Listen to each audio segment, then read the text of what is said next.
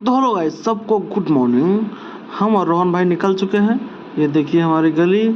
हम बैठ गए ऑटो में और यहाँ से हम लोग मस्ती मजाक करते करते ऑटो में बैठ गए और फिर निकल गए गड्ढे वाली सड़क से। फिर चले हम। हमें बहुत खुशी थी कि आज आखिरी दिन है इन्वेंट्री का। उसके बाद हम पहुँच गए फाउंटेन। ये देखिए कितना अच्छा रिजॉर्ट लगा। तो ये देखिए फाउंटेन का नया वाला पुल बना था वो है। हम फाउंटेन पहुंचने के बाद में